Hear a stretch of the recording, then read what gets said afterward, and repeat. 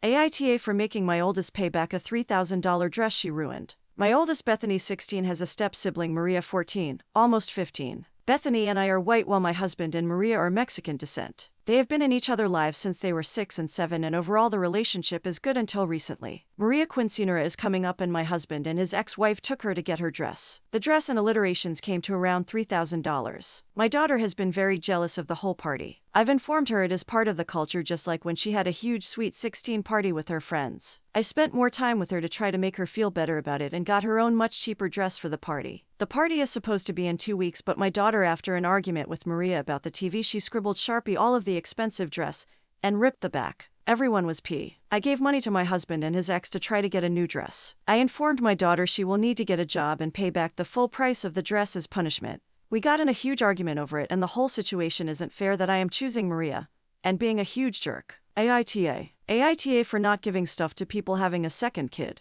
I got so much of the same stuff that are extras, and I'm trying to sell them on Marketplace for some extra cash because we are struggling a bit right now, as boyfriend's hours may change. My mill informed me of someone in the family who is expecting a baby any day now. This was a few weeks ago. She's now had the baby, which is apparently their second or third kid, according to my boyfriend. My daughter is now in size 4 diapers and we had a package of 3 left. I have no problem with her bringing that to the family member. I've given away free diapers before just because our baby shower had an amazing turnout, and we didn't need to buy diapers until the 5-month mark. Anyway, my mother-in-law sees me listing this bundle. It includes 3 teethers, a toy I have 3 of, and do not need another of, and a 3-month clothing item. I'm selling it for $15, which is cheap considering the entire bundle is $30 to $40. I also said I'm giving away more 0 to 3 or 3 to 6 freebies if they buy the bundle. Kids are expensive, kids. She calls me, furious that I didn't think to give the bundle to the family considering they have a girl. I asked my boyfriend beforehand if it's their first kid or second. I feel that matters mostly because it shows they either do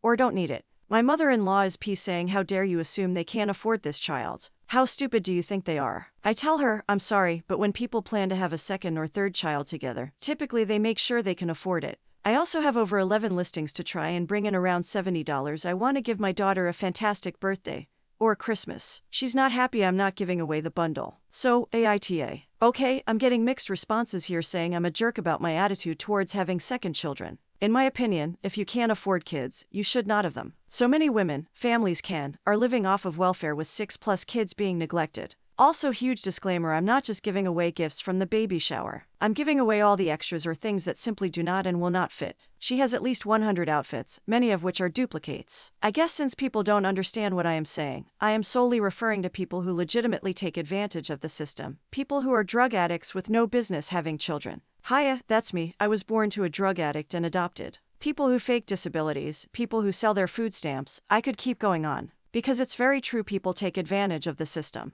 I am not one of those people. I am trying to get on disability and also still work part-time to provide, due to a chronic illness that popped up immediately after pregnancy and hasn't ceased since. I understand why people would find me to be a hypocrite, but when I say we have so and so to our name, this is genuinely the first time it has ever happened. As my free phone STB and I need a phone plan, it's not like I'm a lot of people who don't use protection then are shocked Pikachu face that they're not invincible to getting pregnant. And, again, up until this point we've had assistance such as SNAP, WIC, Medicaid, and hopefully soon SSDI. I see what many of you are saying and why my attitude about eugenics is wrong. One person even said I is being racist. It's definitely hypocrisy. But at the end of the day, the entire reason I'm not giving these people the things I'm selling is because number 1, I've never met them, number 2, BF has never met them, number 3, I already gave them a package of diapers, and number 4, I automatically assume if this is their second or third kid, well, then, you would hope that they would still have some things left over from the first, money saved up. I know hypocrisy because for the first time ever we are struggling. Thankfully our child has everything under the sun and more financially well off, etc. WIBTA if I told my brother what his wife and kids were saying about me. I have 3 kids, 6, 7, 9 years old. Their dad left when oldest was 5 because we aren't worth the stress. I was terrified because we were about to be homeless, but I managed to find a job. I hadn't seen my family since they cut me off for getting pregnant as a teenager, but my older brother found me and made me move in with him and his family. We live in their basement rent-free and it's more than enough. I feel a little awkward around his wife and kids. He has 2 preteen daughters, but they're always nice to me and my kids when we see each other. Well, it was my brother's birthday yesterday and we were all upstairs having dinner. My brother left the house to get something so he wasn't home for a bit. My son accidentally spilled juice on himself so I took him to get cleaned. He then got all worked up and tired so I quickly put him to bed. My daughters came down as well and I sat with them for a bit till they slept. After all that, I was going back upstairs and heard sister-in-law and nieces talking about me. Did she really get pregnant at 15? Yes, and look how she ended up. She's lucky your dad is so kind because you know she was pretty much homeless before we took her in. You guys better not get pregnant. I don't want you to end up like her. I mean, my situation is pretty pathetic and it's true I'm lucky my brother found me. So I was just gonna ignore her. But then she started telling the girls my entire life story. Again, okay, but she was telling them some embarrassing details and making me out to be a horrible human being. She told them I did drugs while pregnant. Not true. She told them I probably have mental illness X and X I don't. And she told them that I was probably going to abandon my kids or give them up if my brother hadn't found me. Her kids both went, oh yeah, I can see her doing that. She doesn't seem entirely there. It hurts really bad to hear how badly they thought of me and I regret telling my brother and sister-in-law what happened to me. I know I'm not a role model and probably should be ashamed of myself, but I didn't think they thought so lowly of me. I just went to bed and thought about ignoring it, but now I'm wondering if I should tell my brother. It's childish and petty of me, right? I feel like it'd be pretty to go crying to my brother about his wife and kids. I just don't know if I can look any of them in the eye anymore, but I don't want to risk being kicked out. WIBTA if I told my brother what they said and potentially start a fight or argument or at least stress them out.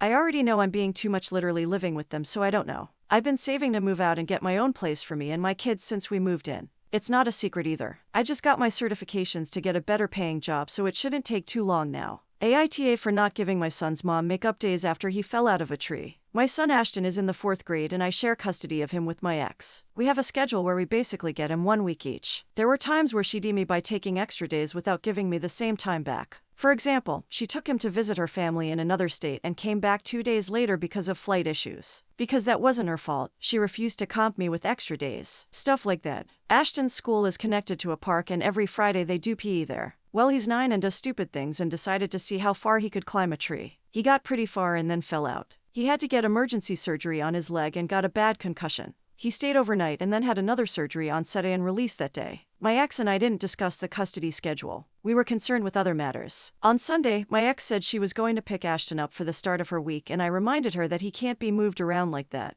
He's still loopy from the concussion and medicine, and how are you going to get a kid with a broken leg into your 2-seat Porsche? Another thing is that he's still not able to wash himself and he will not let his mom do that. Just me. I told her she can visit but needs to prepare for him to stay. She was angry but knew I had a point and there were doctor orders. Long story short, my son stayed with me 6 days later because my ex couldn't get the time off work, whereas I WFH. Our 19-year-old son agreed to help take care of Ashton when Ashton needs a guy for something. Ashton can now use crutches and recovered from his concussion and can go back to school on Monday. My ex said she wanted to be compensated for the 6 days she lost by having Ashton by getting 2 weeks instead of 1. I said nope. She said that was unfair. I reminded her of all those times when I lost days for things that wasn't her fault and you refused to comp me. It's not my fault Ashton's dumbass fell out of a tree and you couldn't get a week off, so I'm not comping you. I told her I'm not going to be flexible with you and you aren't flexible with me. No, my son doesn't get to pick and choose which parent he wants to stay with. That's basically parentifying him. He couldn't wash himself because he was medicated for a few days and it took a few days to clear his system.